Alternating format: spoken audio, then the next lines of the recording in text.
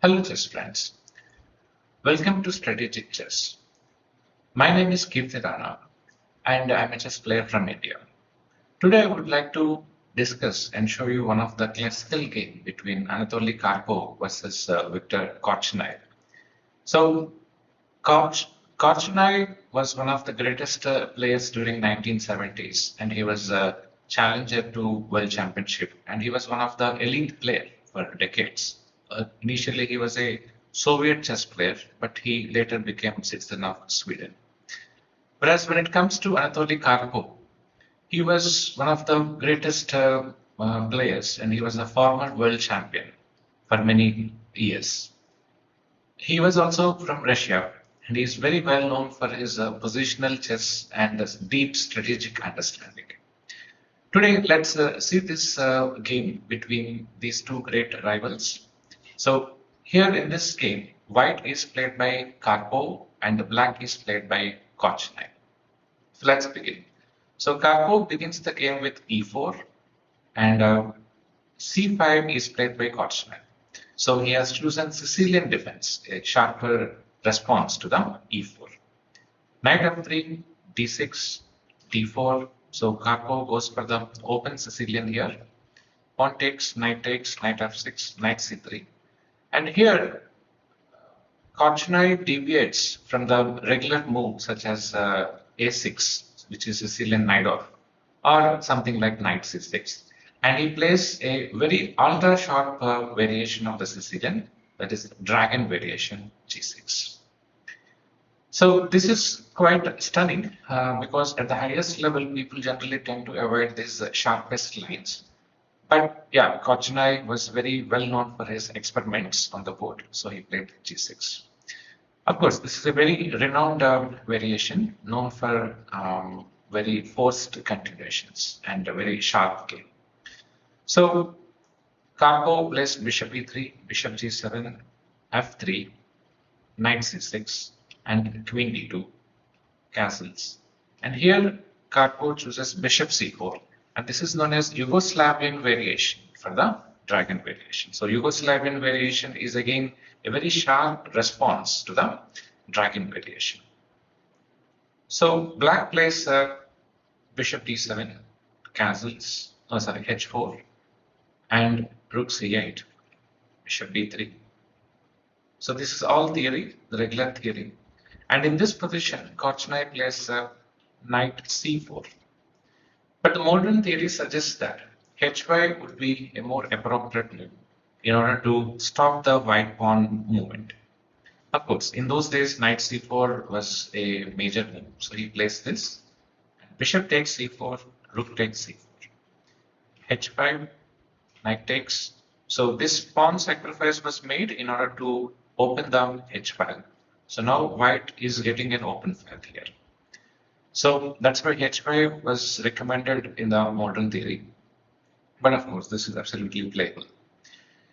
Here in this position, Karpov plays the first novelty.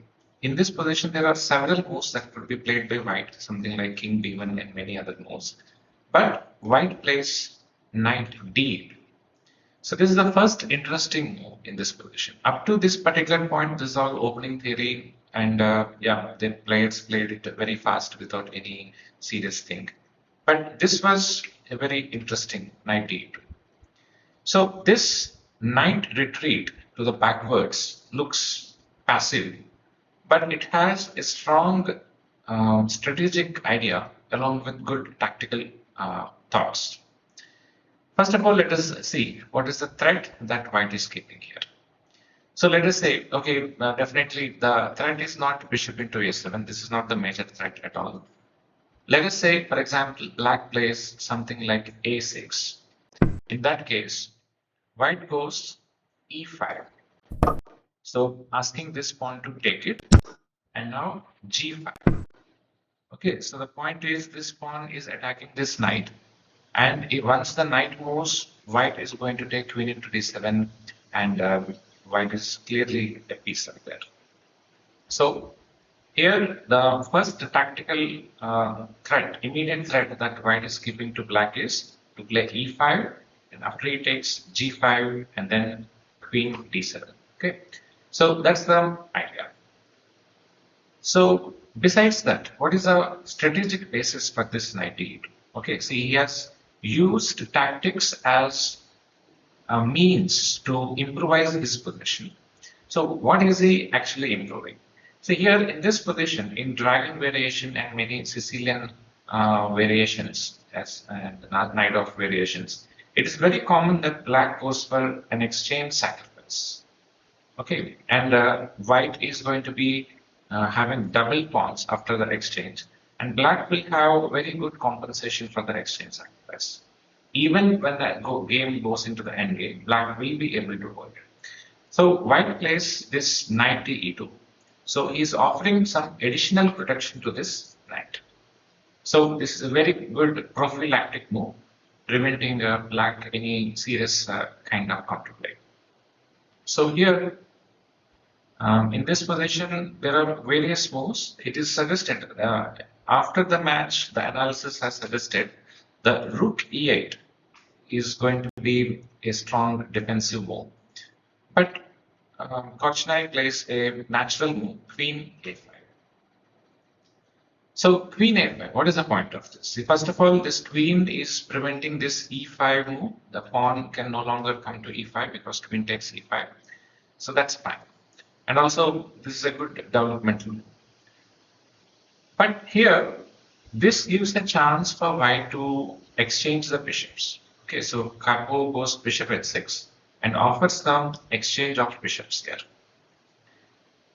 Here, Korchnoi had captured this bishop and white took queen into h6. But here, the modern analysis suggests that black could give up the rook by playing bishop h8. So it is very essential for black to preserve this bishop because this is going to act as a good defender for black king and also an excellent attacker. So the typical dragon bishop is going to play its role.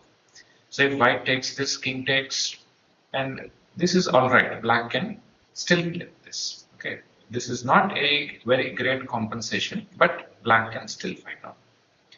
But in this position, Korchnoi takes bishop into bishop, queen into bishop, and here he plays rook c8. Okay, so now both players have finished the opening theory. They came out of the opening theory.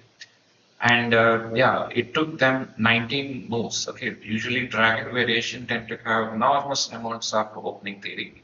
So definitely up to this point, both players had not made any real original moves.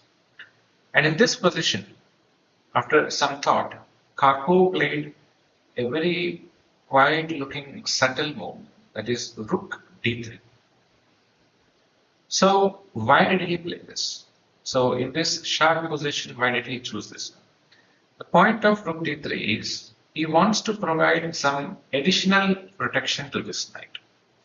So why additional protection? See, already this pawn is protecting, knight is protecting, and then again he brought the rook also to support this knight.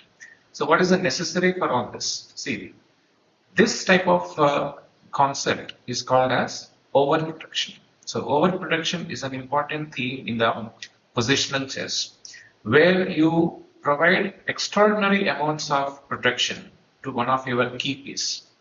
So why did he do this? The reason for this is if black manages to make an exchange sacrifice here, then he would be crushing through white's queen side and he will be gaining some attack.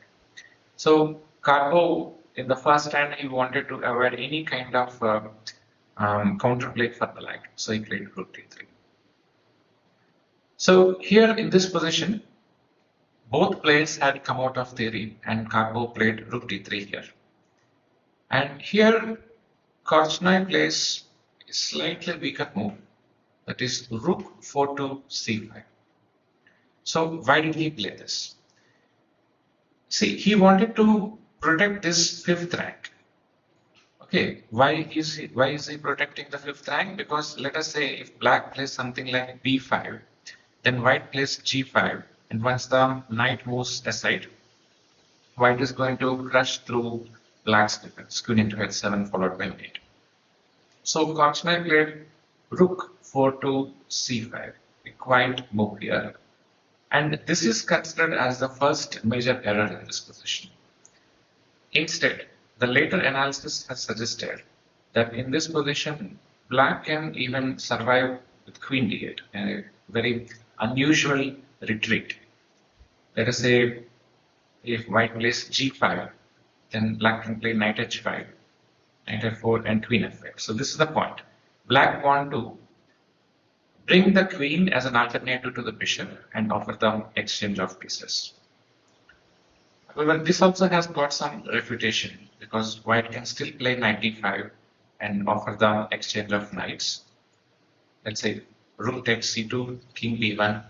This looks very scary, but white can hold this e6 and knight c3. And notice now this rook is trapped. So that's the thing. Anyway, let's get back to the game. So here black plays rook 4 c5. And now it seems like black is very solid on this fifth rank. In this game, Karpov displays extraordinary tactical skills and attacking skills and shows how to use the fifth rank effectively. So after almost like 18 minutes of thought, Karpov plays g5, and this is a pawn sacrifice. So pawn is threatening the knight, and if this knight moves anywhere, then queen into h7, that will be mate, soon mate. So black is forced to take this, and after black captures this, he plays another extraordinary move on the fifth rank, that is rook d5. So this is a very, very unexpected move. So what is the point here? If knight takes d5, then queen into h7 followed by queen h8 and checkmate. So knight into d5 is not at all possible. Otherwise, if queen moves anywhere, white can simply take this free rook. So black plays rook takes d5, only move, knight into d5. So after knight into d5, white is keeping knight into e7 as one of the immediate threat, along with knight into f6. But knight into e7 is definitely a serious threat in this position. So rook e8 to defend the pawn on f7, so pawn on e7. And here white brings another knight into that. So knight e2 f4. And here the point is white is planning to take this knight and deploy this knight into the attack and again go for the knight into f6. Okay, or of course you can straight away go for queen h7, queen h8 and knight d5. That is the plan. Okay, let us say for example if black plays this one, got knight into f6, e into f6 and queen into h7, king f8 and knight d5. So you take out this escape square and this is going to be completely pitted. Okay, the next move is queen h8 check and blitz. So let's come back. So after knight e f4, Korchnoi plays bishop c6 in order to provide some additional protection to the d5 square. So here Karpov plays another really attacking move, e5. So why did he play e5? This is again a very interesting move because he wants to cut down the black queen's access on this fifth rank. So you can see another brilliant move is being played on the fifth rank here. So main idea is to cut down the black king from reaching the king side. So obviously this is a serious threat, pawn into knight. So black plays bishop into d5. Yeah, again he cannot take a knight into knight because queen into h7 followed by queen h8 mate. So bishop into d5 is played.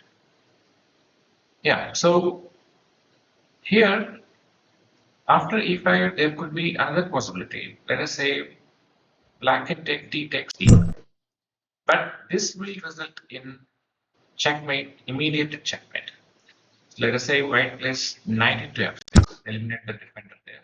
Pawn And here, there is going to be made in a couple of moves. So it is definitely not queen into h7 because then the king will escape to the center of the board and that's not going to be made. So here there is a beautiful move, knight h5. So this is going to threaten queen g7 check and mate. So if black takes pawn into rook, then white plays rook g1 check, king h8, and queen g7 mate. So that's the point. So black will not be able to take d takes anywhere. So instead he plays bishop into d5, then pawn takes pawn, pawn takes pawn. And here again white goes for queen into h7. Here one should keep in mind you cannot play knight h5 as we had seen in the analysis because this results in rook e1 and checkmate. So if white takes this one, then queen into e1. So one should be very, very careful regarding the counterplay that black could get. So Karpov just takes queen into h7, king f8. And again, if you immediately play queen h8 check, king e7, and rook will keep a threat. So white first takes, queen h8 check still, king e7. But here, you cannot play rook e1. Queen into e1 is coming. So first you take knight into d5 check, deflect the queen from the defensive square, and then play rook e1 check. So let's say king d7 got. So at around this stage, after queen h8 check, Korchnoi had resigned. So this game shows a great attacking skill by Karpov, which is also at the same time, he has also shown some important strategic concepts, that is overprotection and maneuvering of his pieces around the enemy king. But the most extraordinary thing is how he has launched the attack all along the fifth rank. Thank you.